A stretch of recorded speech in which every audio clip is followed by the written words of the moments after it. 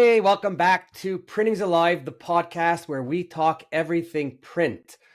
Today, we have a really good panel here, guest list, special guests. We got Steve Falk and we got Jules Van Sant.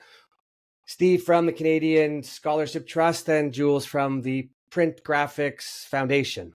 Did I get it right? Print and Graphics Close. Scholarship Foundation. Yep, close enough. Left out the end. Close Left enough. out the end, extra word. So today we are going to talk about young people in print. How do we get young people in print? Why do we need young people in print? Well, that's easy because we are getting old in print.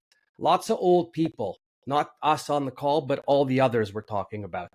And it's a problem, and it doesn't matter actually if you're in Canada, if you're in the US, or if you're in Europe. So we're going to talk, and hopefully people will learn from it. Most importantly, for the print owners that are listening, I really hope you're doing your share and donating to your local print scholarship. Whatever you do donate, it helps. I want you to think about all the mistakes you make in a year and give a percentage of that back. That's doing it the right way. Okay. Well, no, I mean, you're smiling, but I'm being serious. Most of the people don't even know the mistakes going on in their shop because someone's cutting a stack of paper the wrong way and getting tossed in the garbage, and they're taking more paper. So we're not here to talk about mistakes. We're here to talk about the young people. So Jules, why don't you tell us a little bit first about the foundation and what you do with it? And then Steve, we'll move on to you. Awesome. So the Print and Graphics Scholarship Foundation has been around since 1956. It serves the United States, so we can't give scholarships to Canadian students, which is a bummer because we also engage with them on other things. But we've been around. We have about 130 endowments right now that we manage. A lot of those are personal gifts that have been given over the decades. They might be organizations that had scholarship funds that they can no longer administer those. So we help administer those. We invest them. We help find students that fit the criteria of how they would like to see that money used. So over the years, we have grown.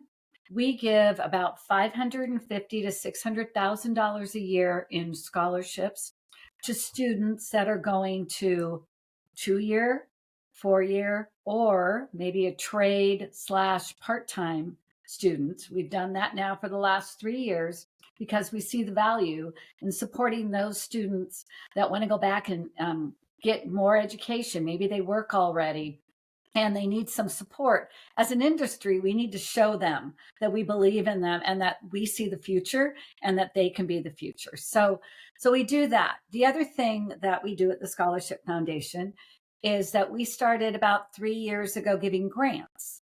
So we give about $100,000 in grants every year to universities, trade schools, high schools who are teaching, whether they need equipment, whether they are taking students to events, to certain training, maybe they bring in some specialist. So we are very excited, and we had over 55 applications for grants this year. Great. And so we're giving $100,000 this year to those educators, showing them that we believe in what they're doing. Right. So as an industry, we're getting behind them. And so one of the other things I just want to bring up really fast is that we at PGSF are also, aside from the advocacy we do, the career guide that we're redeveloping right now, the directory of schools. So anyone out there in a region is like, who's teaching graphic communications in high school at a trade school? We have a directory. And we continue to grow it. So we invite people to come in and take a look at it, contribute to it. You know, a program, we don't have it. Let's add it. The more as a community we work together, the better all ships will rise, right? And we attract those people. But the other thing that we're doing right now is the PGSF is helping to administer the Graphic Communications Education Association. So last year we met with them. They're a 100-year organization, international, and they were struggling. And because we've invested in infrastructure and technology to take us into that next decade, 2 decades, 5 decades from now, we're able to take them on and help them grow. And again, show that the industry believes in them. And we're seeing new instructors come into programs that were almost going away. We want to show them that as a community, they can network, they can share best practices, they can work together with vendors and with local printing and packaging companies to really help elevate their students to bring them into that next generation. So I'm a board member. I was chair for 4 years. I'm currently vice chair. I also handle PR and marketing for them. And I do a lot of volunteering with them, right? I spend a lot of my time making sure that we're up front because that next generation is job one for me. So, Absolutely. Hey, once you get into this industry, it's not so easy to get out, nope, it's not. It's been good to right? me. It's been good to my family. So, Oh, that's great. Who's got the funny farm there? Are those your animals? yes, those are Cool. mine. Love it. Love it. That's a guard, guys. Squirrel. Sorry. Yeah. Great. Steve, how about you? Well, I had a career in printing. It sort of went through book publishing and third-party logistics and direct mail, and I owned a bunch of high-speed inkjet printers for producing direct mail, and through that, became embedded and loved the print industry. I literally 14-year-old sweeping the Scholastic book warehouse, smelling the dust of paper and glue, and seeing the little books and going, man, I didn't know it was going to be my life, but here so, as we have a nice group, the Canadian Print Scholarships, who's been working for decades, and they asked me if I'd like to take on the executive director role. I've been in it less than a year, and but I've known about the organization, supported it, and the organization gives out about 85 scholarships a year in Canada to students in the graphics communication business. We connect with those students. We try to put them in contact with events that are happening around their schools. We try to bring them out to events where they might meet prospective employers. We try to show off the brilliant youth that are getting these scholarships to the employers so they can kind of wake up and go, oh, that's a place I should be looking for help, and we do our best to kind of promote the industry through, we have the usual social media that related to work. So it's pretty strong LinkedIn presence, email to our constituents who are donors and past recipients, and the schools administrators, etc. So it's kind of like a communications hub about what's happening with young people and how the print industry is adjusting and where that all fits together. We try to think of ourselves as a little bit of a hub for that. So for young people coming into the industry, they can feel comfortable and good about it, and we feel great about being able to connect them up with people in the sector. Cool. Love it. Love it. Love it. So I've already said why it's crucial, so we don't have to say that again, or remind everyone how old the industry is, and we need to give our youth an opportunity. And that means that some people should retire sooner than later. So you open up the space for a youth. Just do that little plug. Question, and I guess you could both answer it, but how do young people today perceive the printing industry? And are there misconceptions that you regularly need to address? I'll let you go, Jules. Take it away. Okay. So I speak a lot at the university level, high schools, and I think it's just the best kept secret, quite frankly. A lot of the print industry just isn't a known entity. You look around and everything is printed. Going to a grocery store, M&Ms are printed. I mean, kids don't think about that. We don't talk about it. It used to be that print was the medium, right? Before the age of the internet, we had newspapers, we had banners, we had direct mail, and that's how people got their information. They wrote letters, and now the world has changed, and that noun printing is just it's not something people wrap their head around. Once you start to illustrate it, they're like, oh yeah, but they just have no they just have no concept. So I've heard in the past, oh, people don't like it because it's dirty or it's, I don't hear that. I just hear that they have no idea. So that's why it's important that we as organizations, we host a student day at Printing United Alliance or at the trade show to be able to take those students around, to give them information, let them network and show them that the industry cares, that they're not just walking around being shoo-shooed, that they're actually engaged and that they learn what print really is. So,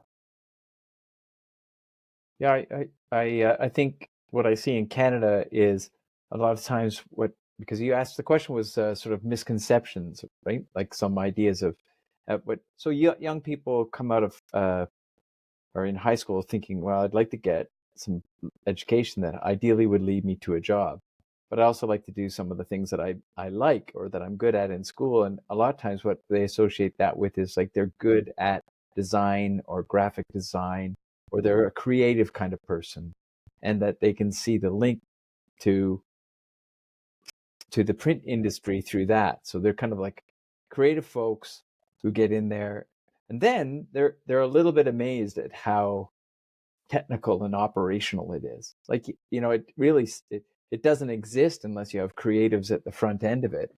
But that's like the pointy top, right, of everything else that happens. So I think that's sometimes a misconception. It takes a bit for I think students get into it before they realize that sometimes, but they stick with it, and then I think sometimes what we find is we give scholarships to the top students, right? So these are top performing kids, right, who have great marks. They participate in all kinds of extracurricular things, and then they get in. And I'm not sure that that they've been high performing in clubs and running the student union and all kind. They get to the print industry ground level, and it feels like a little bit of a slow burn for them because they've been like so active for years, for maybe like 5 years before. Like, so I think that's sometimes some of the misconceptions. So they would like it to be a bit more rock and roll. They would and they didn't understand that most of the industry is operational, manufacturing, finance, building relationships with customers and sales and all that kind of stuff. They just don't get it. I think we've got to do a better job at telling them about that, because especially from the sales and relationship side, which is sort of where I come from, it's just a great industry. So when I got involved in print, and I knew nothing about print before I got into print back in the day, most people. And I'm a sales guy, and what I liked about print was every single person you meet in the world has a need for print in some way or another, whether they want to acknowledge it or not, right? Every business, basic stationery, even though that's the stuff that's disappeared, but packaging, signage is out of control. I used to deal with some families where they would spend $6,000 on 400 invitations for a wedding, right? The husband would go nuts because he wouldn't spend that much money on print at the office, but he would then do the invitations for his kid and, make the wife happy. But there was always something. The other thing was that I don't think people realize that without our industry, there is no other industry. Right. Without print, you can't work in drugs, pharmaceutical, right? Could be a marijuana grow up too these days, but packaging, pharmaceutical, food, everything has an instruction, signage, buildings, emergency exits, construction code. It's touching us in every way. And if you wake up in the morning and you look at your books on your table and you just start your day, and then you're in the bathroom in the packaging, and then you're in the kitchen, you haven't even left the house and you've already had 90 minutes of bombardment by printing. And if you like your comics or you like any magazine, that's what's out there. So I think we as an industry do a really shitty job of promoting our industry. I don't know if you guys have it in the States, but Steve, we used to have the Dairy Association put on commercials on TV to remind you to drink milk. Who needs to be taught to drink milk, right? I mean, I thought once that we as an industry should have our own commercials, but our industry is so cheap, they wouldn't make the commercial, right? One thing, so I'll just tell you one thing that I used to do is we had a vocational school in Montreal called Rosemount College, and once or twice a year, I would have, I was friendly with the person that worked there, but I would have the class come to my shop. And we break them down into 3 groups, and I'd have a couple of people, including myself, and give them complete tours of the whole facility, like right down from pre-press, walking on the plank of the press while it's running so that they could feel the vibration, showing them a white paper going out and coming out full-blown color and, some embellishments, varnishes or whatnot. When you do that and they get to touch and feel, then they start looking around them after and realizing everything. And then at the end, I would give them all a portfolio with all the information that they have to have on the company and tell them to go back and when they're done to call me. But I would also say to them, hey, if any of your parents buy print, maybe you want to give them the portfolio and they can reach out to me. Always selling, right? But what do you see happening around both your areas? Are printers bringing in people and doing tours? How are schools operating? Like, what's the word today? I do think networking is really important. Career days. I used to run a trade association for the print industry in the Northwest that covered 7 states. I partnered with a lot of printers in different places to bring in students, get them into a shop, get them to the community college where they might have a congruent program or things that would be a gateway into print, right? And start to show them kind of that track. There are efforts being done, but it's still pretty fragmented and fractured, and it's always been frustrating to me because people want to work where when they look at who they're working with, it feels like them. And to your point of people not retiring, we're expecting to have young people come in who are digital natives, who have a very different way of consuming information and exporting that information. And we're asking people who could be 3 times their age to engage them in a cube. And most of these students don't want to do that, or, the ones in the back, there's just a communication challenge, or they don't look like them. So they don't see that pathway for themselves. Now, they don't have somebody 10 years older, they have somebody 40 years older. So it's really important that employers have people that look more like the ones they want to hire, and then get engaged at the high school level, get engaged at the community college trade school level, engage at the college level, okay? But then be ready to pay them. Because that is the other problem, is that we get a lot of scholarships to a lot of fantastic students, like Steve said, high achieving, ready to rock and roll. They're put in a cube and they're not paid what they could get paid in a bunch of other industries.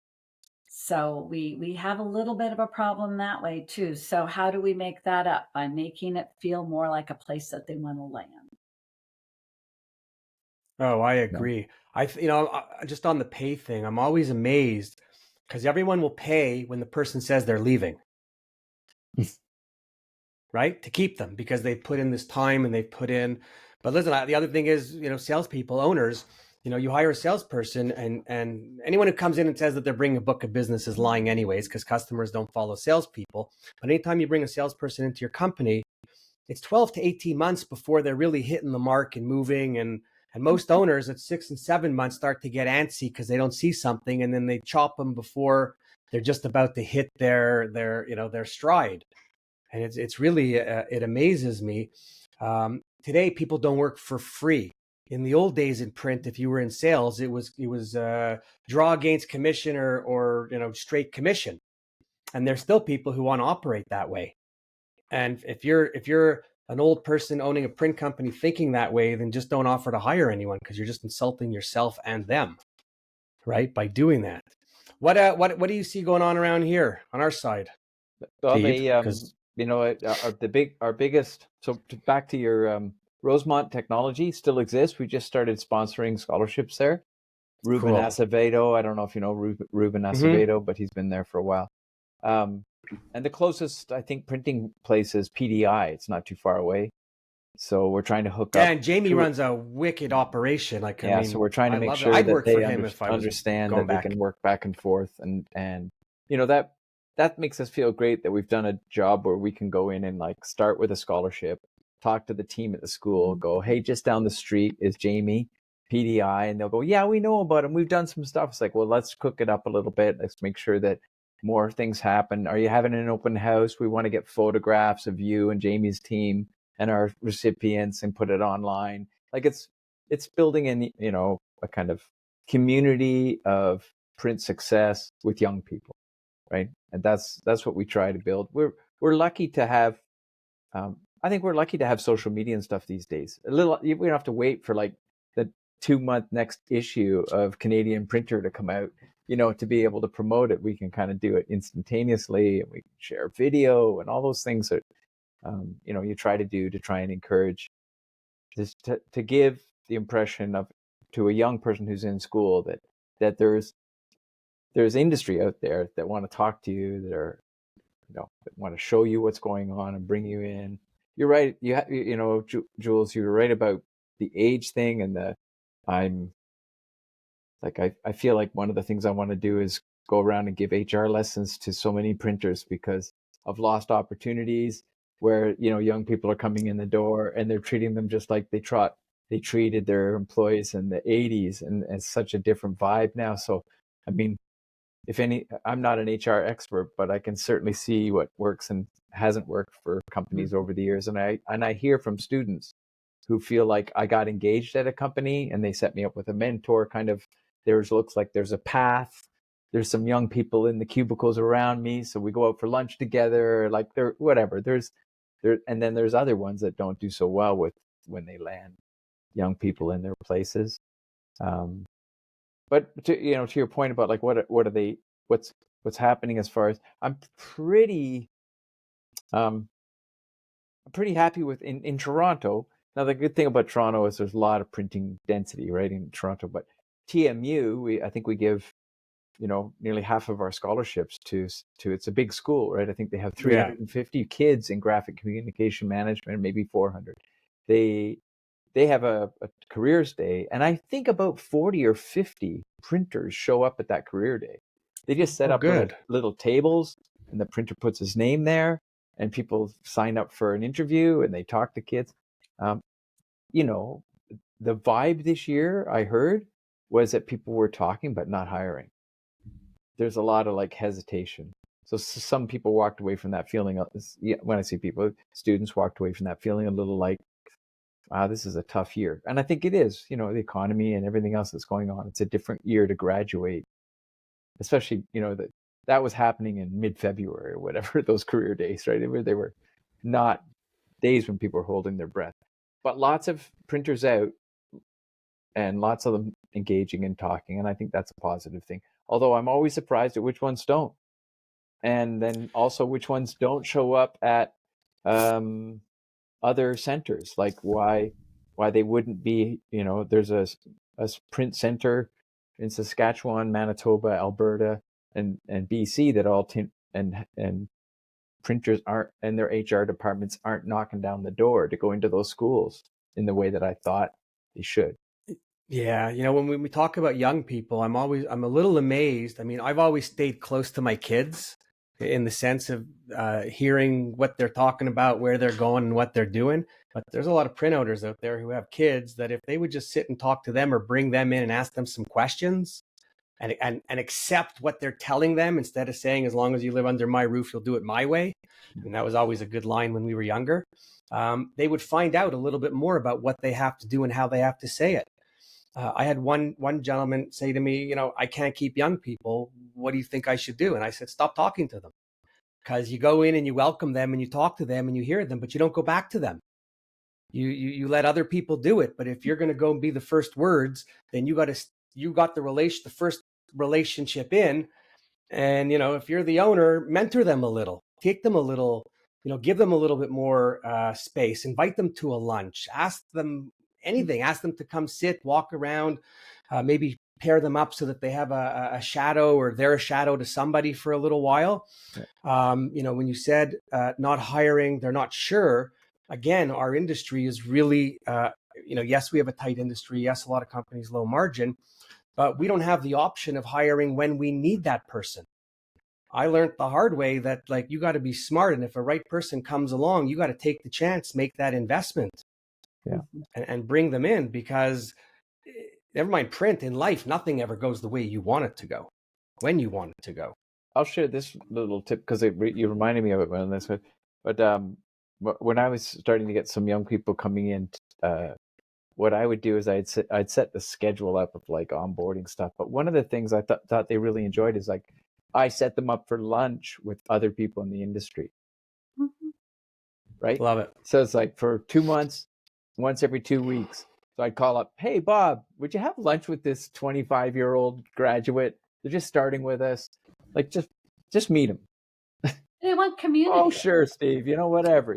I'm buying lunch. It's okay. But this, and it worked out really well because they met all kinds of people in different kind of a graphic designer, a print owner, whatever, Canada Post person, whatever, Yeah, you take them to a supplier. You could let salespeople grab them, and not every day, but take them with to visit a client.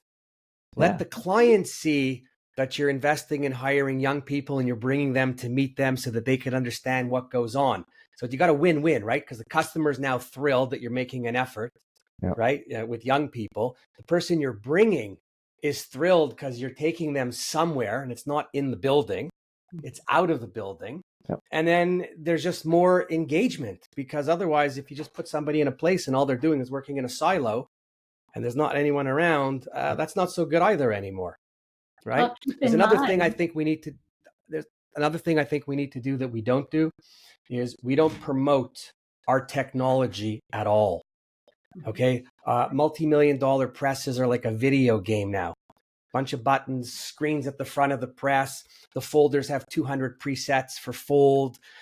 Ink is all in the pre-press. If you're learning all that technology, there's no more playing with the ink trays. And we've advanced 180 degrees from where we were. And when I say, sometimes you hear people say dirty, printing is or was a dirty industry. If your parents were in print and they worked in a plant, you would come home with construction ink under your fingernails that you couldn't get out so easily. People are dressed in white suits now in some companies in Germany working in the press rooms, right? Inks are coming in canisters. You show people, I said it before, how you make it and what you make it. Take them to the process. I spoke at Ryerson a bunch of years ago to a graduating class, and oh my God, there was nothing more exciting than talking to them and getting all that young energy. And then the questions they ask. I mean, at our stage, people don't ask many questions. They barely talk. So we need some of those young people. Tell me about a person who each of you may have did the scholarship for that really turned out successful and grateful for what they're doing. Oh yeah, we at PGSF, we have a few board members actually who are in their 30s, who have been scholarship recipients, who... No way. Oh yeah, we are. Cool. Yes, I love that. Oh yeah, I love our that. board is completely... I want to talk to them. Well, and they would love to talk to you. They are, and they're in the industry working one's at a book manufacturer, one's at a large commercial shop. Another one is an entrepreneur and supporting the industry. Another one works for an OEM. I mean, and so all of these different people, younger people, are they see the value. And so they help us to make sure that we're presenting forward to the next generation for them. Because it's really important. The buyers that you were just talking about also want to look at your company and say, do you feel like me? Am I going to look at you and say, yeah, you've invested in technology because you have the right people in there running it, in there selling it. And oftentimes, if you don't take people to lunch, if you don't take some of those new hires out, they're as good as the sales rep. or an email, and it's not as sticky. So it also helps drive demand to bring in those younger people and get them in front of those clients. So for us as a foundation, it was really important to me when I was helping to usher and re-nurture this board to make sure it looked like who we're serving, not the ones who have been in the industry for 40 years. So, No, exactly. It's and by the way, the buyers are becoming younger as yes, well. yes. And the buyers don't, not all, but a good part, don't have the same knowledge of print, right? So you almost want to bring younger people in so that they could have the conversation and relate, and maybe they'll talk about other stuff and then get back to print. Yeah. But they'll be with their own peers. I've spoken with salespeople where I've gone to check out their LinkedIn and it's not even filled in, right? Mm-hmm. Like a salesperson's been with the company, it's not filled in. And I'd say to them, well, number one, after COVID, you should be filling it in, because at COVID, we all learned about LinkedIn and the benefits. And I said, I asked them, I said, more importantly, I said, what do you do when you find a customer? He goes, what do you mean? I said, well, you go check out their LinkedIn page, you go check out the website, you try to figure out who it is that you're going to deal with, and if you want to deal with them, and if you've given you the right impression, image of what they do. I said, well, when your potential customer goes to your LinkedIn, they think you're a nobody because you got no experience, you haven't posted anything, your email's not there, and your phone number's not there, you're making them chase you. Guy's like, well, I don't think it works like that. I said, buddy, you just told me what you do with your customers. Right? Yeah, it is funny the different, there's still people who are lagging on that social media side of LinkedIn. But they certainly. But that's where the young people could help. Going to be customer relationship building, and not just young people. I mean, lots of people are spending a few minutes every day on LinkedIn, seeing what's going on. And the minute they see somebody's name on an email list or a podcast, or they're just checking them on LinkedIn to see, like, who is this person? What's their credentials? You're right on. One up with the younger people that you could do, you bring them in and you ask, you could ask them, hey, if you guys could post on our social media or your own about the company. Yeah. That's what they do great. Yeah. You don't have to pay an agency to do it for you. You could have a little group in your company, because you don't need that much stuff for your TikTok and whatnot. And that's like just a side hustle for them, because you're engaging with them and you're asking them to help you promote your brand. So again, you're giving them room and freedom to move. Yeah. Right. And opportunity. Back to your point about, sorry, difficult, go ahead. though. Oh, go ahead. I was just Come on, let's fight. Somebody go. They to your point about the buyers. We did a survey. We went and looked at the LinkedIn profiles of everybody we gave scholarships to for 10 years from our biggest school. So we went and we were able to track down more than 60% of the students. They all have LinkedIn profiles. So then we are they working in the industry? Which we found a decent percentage were. I can't remember the exact number, but let's call it 10 years later, there's 25% of them are still in the print industry, but some of them are buyers. So they don't show up at Joe's Printing and Paper. They show up at the TD Bank, Canada's biggest bank or whatever, and they're buying print. They're in the design and print. So, love it. What a contributor or a donor to a print scholarship would say, well, they're not working for me. Well, they are kind of working for you because they're buying your stuff from the, so if you're creating in the print industry, graphic communication business, good buyers, that's cool too, right? Because you don't just need people to work your presses, work your sales team and marketing. You need buyers in the end. We need creative people in agencies. We need buyers, right? And understand it and have, write good specs and can understand they should come for a tour of your plant because you have some new technology that will help them change the way they're doing things and do it better. So I just bring it up. I think some of what the scholarships are doing are feeding the buyer side, which we kind of forget, right? Because we keep thinking we want them working in our plant. You want anybody who loves print anywhere near you, on any side of you, right? we need to bring the people in and educate them, because we need them to understand print. So even if they're not in print, wherever they are, they could talk about it with their teams, with their companies. They might be able to educate other people Like we're creating little educators, right? They'll go out and they'll educate other people in the company as to why we in the world of print, we think we know it all, right? And we don't really know anything because everything's just kind of changing all the time.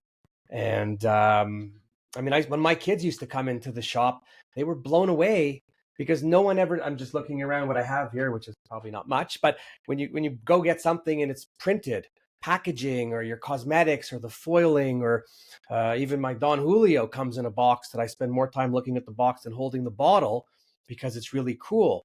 And oh my God, the best thing ever when you talk about educating. So I always talk about print at home. I'm always talking embellishments. I'm talking whatever. And you never think your kids are listening to you, right? And then one day my daughter's with her husband at the pharmacy and I have it on my YouTube and they're going in the food section or they're buying, I don't know, whatever they're buying food. And my daughter just takes out the phone. She makes a video and says, my dad always talks about embellishment and I just picked up this packaging with these embellishments. I don't even know if it's good, but it sure looks good with the embellishments. And we're mini whisperers. And she posted it. And I was like, if nothing ever made me smile, they killed me because it was so great. And it just made me think, you know what? They do listen to us. They do. We need to use our voice, right? I speak to a lot of classes. Like I said, I chair the Cal Poly Advisory Board for Graphic Communications. So I get to engage with professionals and students, career days, all of that. And they need to see our passion. They need to see that we believe in this industry for them to go, yeah, I think I'd like to be in that. For them to ask their friends, consider this as a career path, right? Talk to their younger siblings, go back to their schools and talk about it. This is a viral thing. Social media is being social. Sometimes, I think COVID taught us that we need each other. And so this is the time for us to be viral, just like your daughter. And shout it from the rooftops. I think it's great. Oh, it's all. Listen, when I go in, I don't know wine that well, but when I go in, I pick my wine based on the label. Oh, right. Some of the best label printers are right near wine country in Ontario. They have, exactly. They have 15 different embellishments, since that's the word of the day, all lined up on that web, and they just depending if you want gold, silver, emboss this, and raised that, punched this, and sorry, we know all that embellishment stuff works, right? Like when people are going in, the statistics that show you when people see something or pick it up or touch it. Look at all the kid trading cards, like the Pokemon stuff, all out of control. They all relate. Here, I mean, I have a deck of cards, all embossed, everything done, and I mean, Grateful Dead, but even they're doing fancy cards and effects.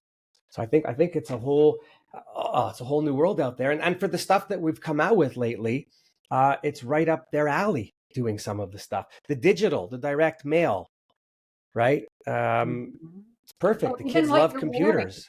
Printed apparel. All of those things bring to mind what the technology can do, no matter the medium. And it's a huge thing. And you don't need to print more than one.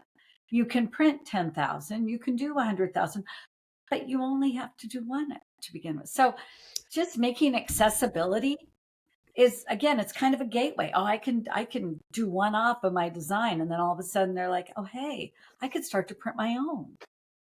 It's pretty exciting. I think it's such an entrepreneurial industry. And I think that by giving scholarships, by doing career days, by networking, we show them that we believe in the future, and it gets them a little riled up, and maybe they'll start doing a little bit on their own. It's pretty exciting. If nobody shows anybody anything, where's anybody going and what's anybody going to do? We all are where we are because somebody took us, somebody showed us, and it could be the work thing, could be my fishing thing, could be music, could be everybody's introducing somebody. Listen, when we brought into the world, we don't know anything. Think about it. Every single thing, somebody's showing us.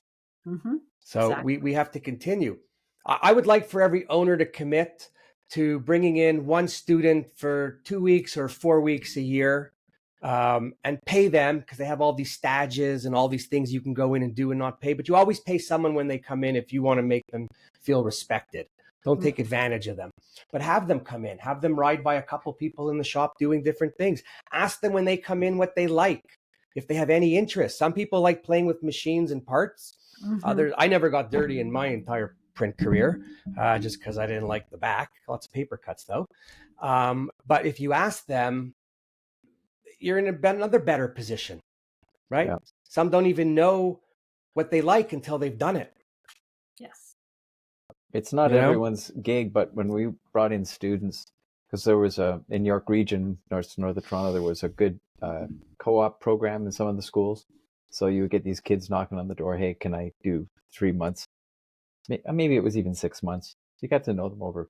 So one of the things I would do is, by the way, you're going to take notes and you're going to do stuff, but what you're going to do is produce a video for us about working here.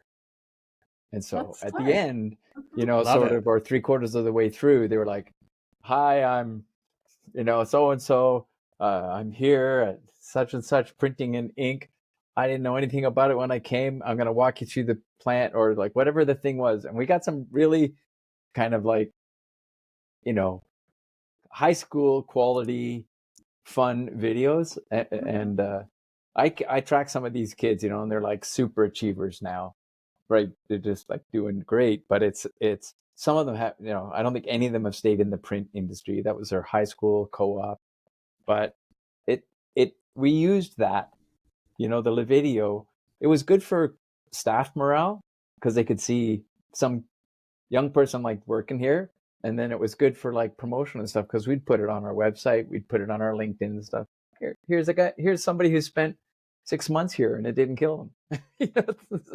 Listen, I think companies could ask some of the youngins in the company to do some scripted videos for the company to promote the company and their offering or the hiring of people. Right? And that's a great way to show other young people that there's already young people in, rather than meeting the guy with gray hair. By the way, I wish I had gray hair as opposed to no hair. But I think there's so many little ways that you can use them. And then again, if you do that, I think the young people you're asking to do that, you're making them feel important. We all know a job is not just about the money, although it's very important these days, especially thanks to the tariffs and your president. Okay, I won't go politics in the podcast, but no, but it's important to let the kids do what they have to do and feel empowered, right? Because I think today kids want to be more empowered than we did as kids. Yeah, I don't even think we knew what the word empowered meant back then. Yeah, no, they want to be able to, here's what you need to get done. Here's the end game. Here's the tools, and then let them do it. Right. But also be engaged and show them. I think it's really important that, you make them feel welcome.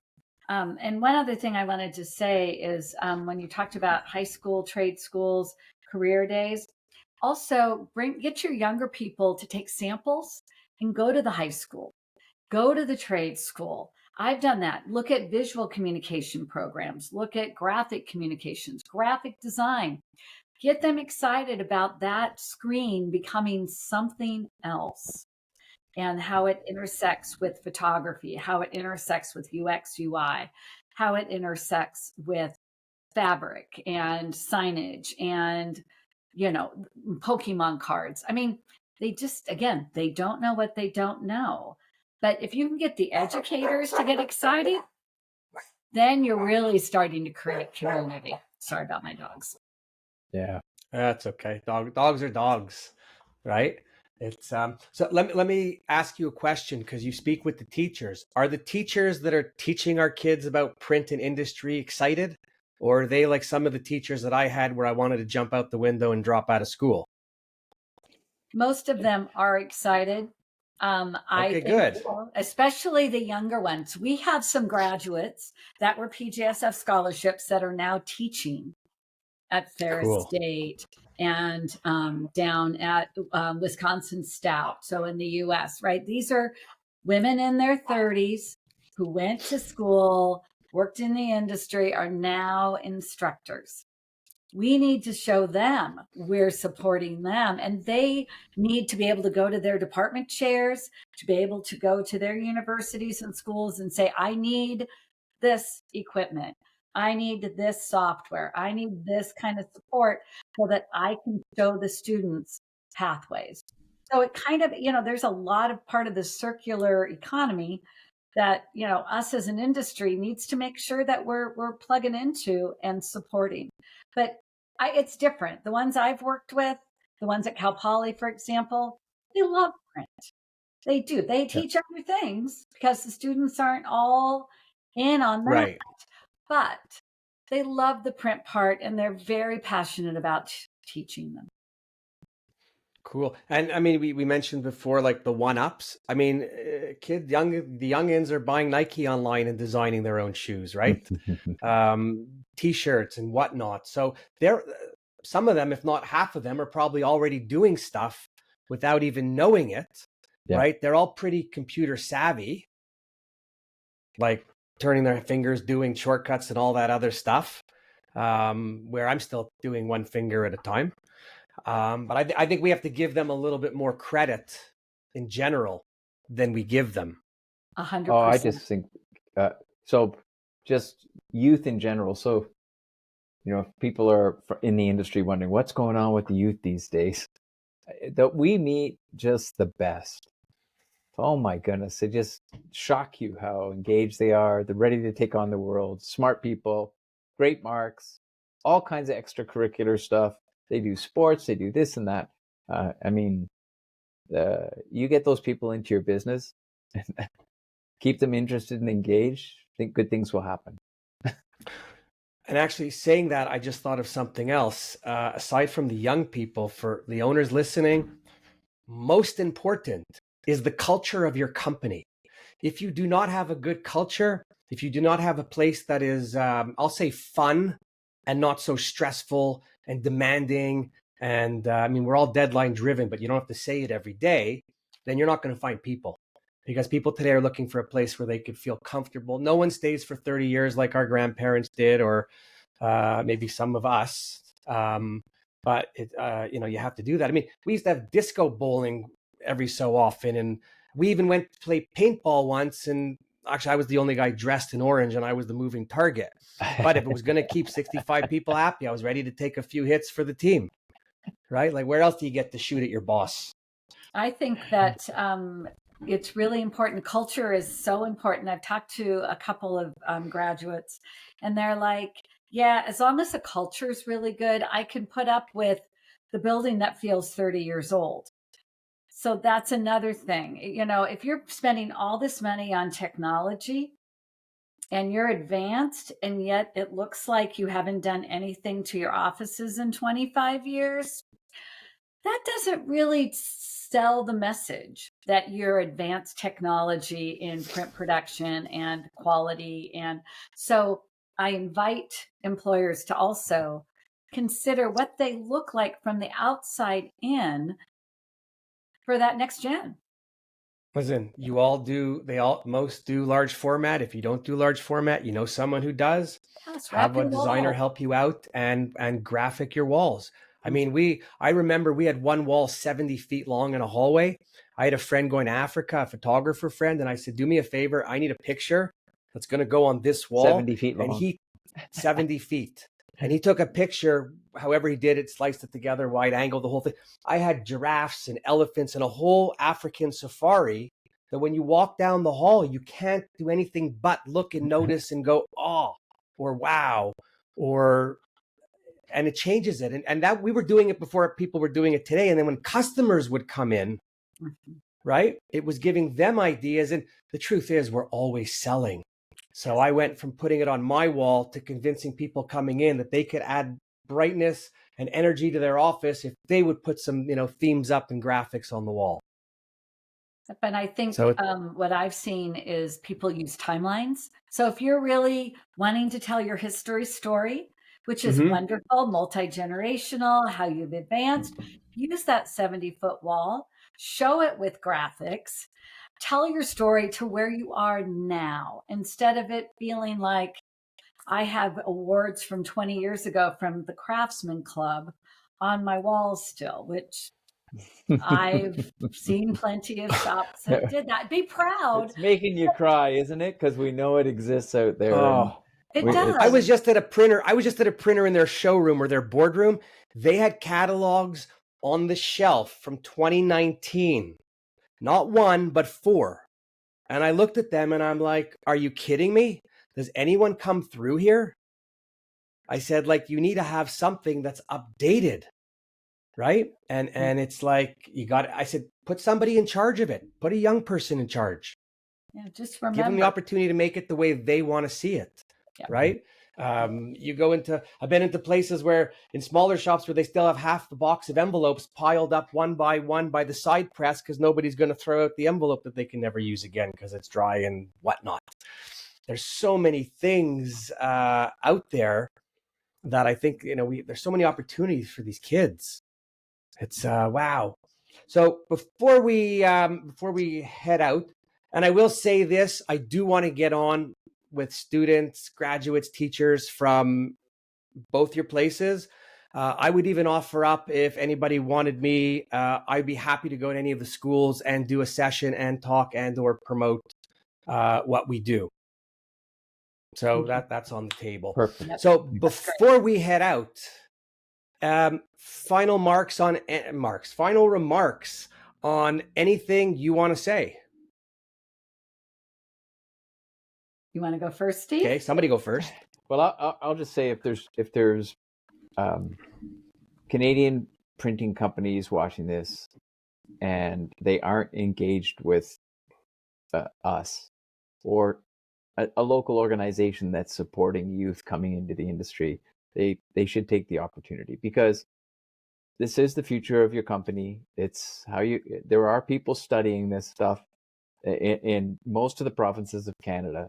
So get engaged, take the next step, pick up the phone and pick up the email and connect with one of these organizations and take advantage of this resource, these young people who are ready to change your company and build it for the future. And if you don't call Steve, I'm calling you. So I think you're better off calling Steve. I love it. Jules? Yeah, so, we had over 1,000 applications for this scholarship season. And Wow. we'll probably impact with our renewals probably 170 students because it costs so much to go to school, right? So we want to make sure they have enough. So my call to action is we've invested in a lot of technology ourselves so that we can reach those high schools, those trade schools, help to create more feeder for that, maybe aside from the scholarship work we do. But also the more that we can help with donations, with monies that are sitting there. They can't give scholarships. They don't get enough applications. They're doing it very rudimentary and analog. We have made it so that this is a very slick system. We can reach more and more students. We can get more and more community built. And I invite anybody who feels as though this is important to talk to us.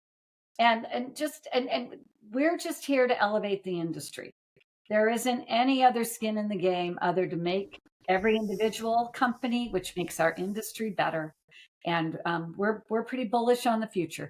So I invite people to donate, to get involved, help us, help them. Love it. I just had a genius idea. Okay. We get together a bunch of students and the ones that are good, and we work with them and we have them call the owners on behalf of the foundation or the scholarship trust and tell them why we're calling. I want to hear an owner refuse some kid who's calling to ask for money for printing school. We sent them around with thank you notes at the latest print show, handwritten thank you notes. So students who received they'd go to the Fuji booth.